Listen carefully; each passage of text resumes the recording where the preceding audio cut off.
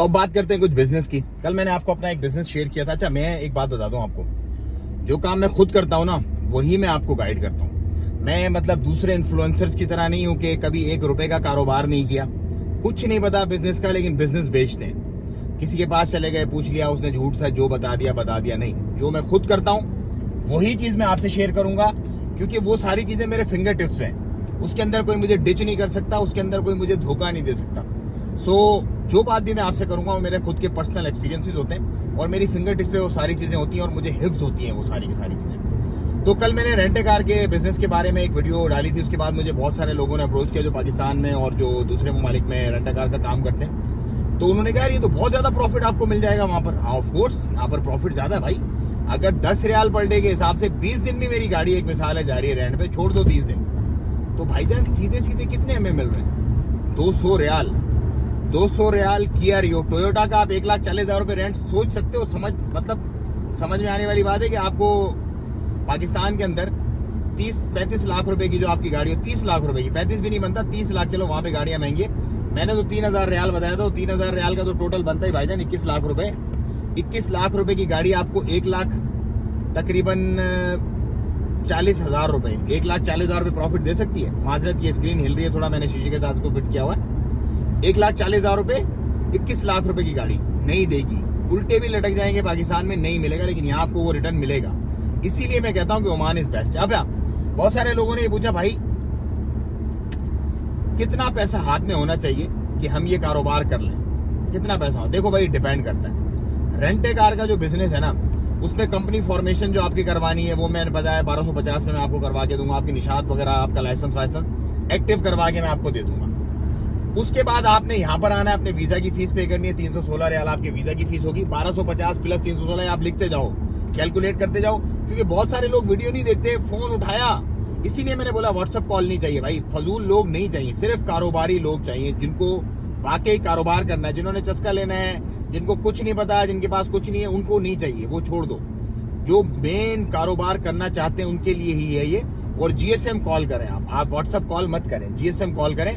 और ये जो मैं अभी पैसा आपको बता रहा हूँ आप लिख लें कहीं, ताकि आप भूल ना जाए बाद में। देखो 1250 कंपनी का, 1250 मल्टीप्लाइड बाय 730 रुपए, 730 रुपए का एक ओमानी रियाल है। इसको आप मल्टीप्लाई करते रहो, पाकिस्तान में बैठने वाले आपको पूरी तरतीब समझ आ जाएगी। ये आपकी कंपनी के पैसे हो गए, इसमें आपकी निशात एक्टिव हो जाएगी एक रेंट ए कार की। उसके बाद आपको 316 रियाल भरने, आपका वीजा आपके पास पहुंच जाएगा, फिर आप यहाँ पे आ जाओगे अपनी फ्लाइट लेके। तो 316 रियाल, 1250 प्लस 316 प्लस आप फ्लाइट के अंदर डाल दो। फ्लाइट ज्यादा महंगी नहीं है, 50 रियाल के अंदर फ्लाइट आ जाती है, मतलब 35-36 हजार रुपए की आपकी फ्लाइट आएगी टोटल वन वे यहाँ पहुंचने की।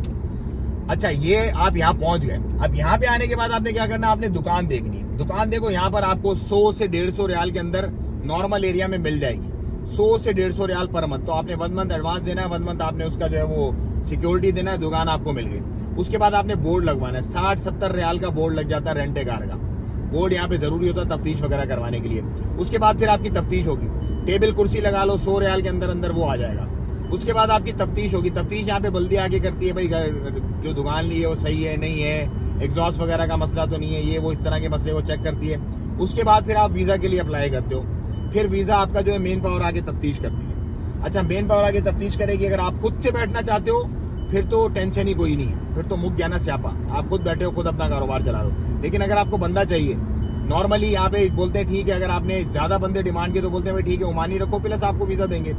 अदरवाइज ये है कि आप खुद से बैठ जाओ, खोल के आपका वीजा, बस इतना ही खर्चा है। उसके बाद आप गाड़ियां लो, ठीक है। अब ये कैलकुलेशन आप खुद कर लेना सारी, मुझसे मत पूछना यार कितना पैसा लगेगा रेंट ए कार को खोलने में। उसके बाद आप गाड़ियां लो। देखो छोटे पैमाने से शुरू करो। मैं हमेशा ये बोलता हूँ लंबी छलांग मत मारो जब तक आपको हैंड्स ऑन एक्सपीरियंस ना हो।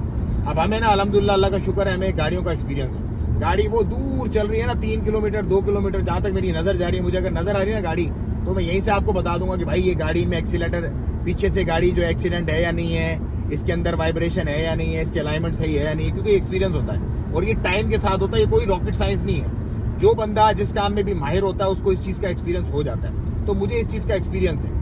इसी तरह मेरे और जो 3 बिजनेस है उनका भी मुझे एक्सपीरियंस है, वो भी फिर लेटर ऑन मैं आपसे शेयर करूंगा।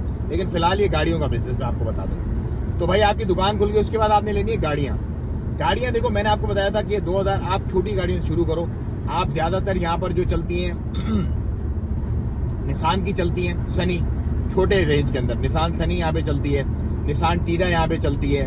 उसके बाद रेनॉल्ट की गाड़ियाँ बड़ी सस्ती मिल जाती हैं यहाँ पर, रेनॉल्ट की गाड़ियाँ बहुत सस्ती हैं छोटी रेंज में। फिर उसके बाद आप किया पर अगर जाओ तो किया की रियो है, किया की सिराटो है, ये भी छोटी रेंज में। फिर आप हुंडई पे अगर जाओ, होंडाई जिसको हम बोलते हैं ना, वो हुंडई है, हुंडई पे अगर आप जाओ तो एक्सेंट आपको मिल जाती है, और उसके बाद आपकी जो है वो एलेंटेरा आपको मिल जाती है छोटी रेंज में, मैं बता रहा हूँ। तो ये गाड़ियाँ आप पकड़ो, जितनी आपकी रेंज है 3000 एक गाड़ी का आप पकड़ के चलो, 17-18 मॉडल, 18-19 मॉडल पकड़ के चलो, 3000-3200 बहुत अच्छी गाड़ी है तो 3300-3400 रियाल तक की आपको मिल जाएगी।